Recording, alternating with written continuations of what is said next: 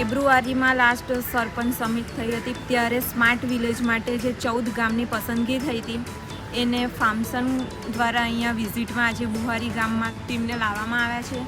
આજરોજ અમે special smart village project અંતર્ગત એક ગામની વિઝિટ કરી. ખૂબ જ અહીંયા આવ્યા પછી કંઈક અલગ લાગ્યું કે સ્માર્ટ વિલેજમાં કન્વર્ટ થયું છે, પણ ખરેખર બહુ સરસ રીતે બનાવેલું છે.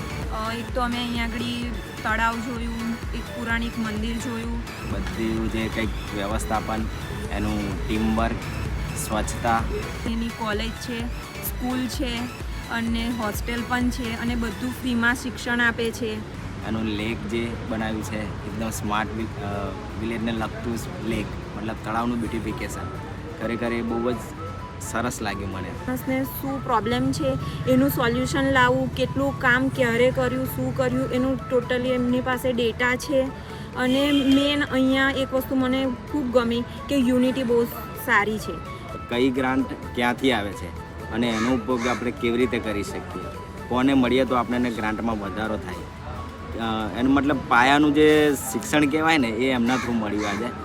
પહેલાં મારી વાણીમાં ફાર્મસન કંપનીનો ખૂબ ખૂબ આભાર કે કરજણ વડોદરા જિલ્લાના 14 ગામના સરપંચ સ્માર્ટ વિલેજ માટે બુહારી ગામ તાપી જિલ્લામાં અમને જોવા લાવ્યા છે. એના માટે ખૂબ ખૂબ આભાર.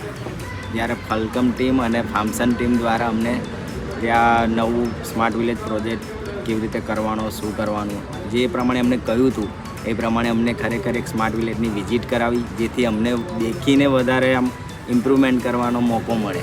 અને જે કંઈક શીખ્યો છું એ આજથી જ મારામાં ઇમ્પ્રુવમેન્ટ થાય, મારા ગામને મદદ મળે અને સરસ મારું બી ગામ આવું આદર્શ ગામ, સ્માર્ટ ગામ બને. ત્યાં ગામમાં અમે જોયું છે એ બીડું અમે અમારા ગામમાં સ્માર્ટ વિલેજ કેવી રીતના થાય એ બહુ ઝડપી તરીકે અમે પૂર્ણ કરીશું.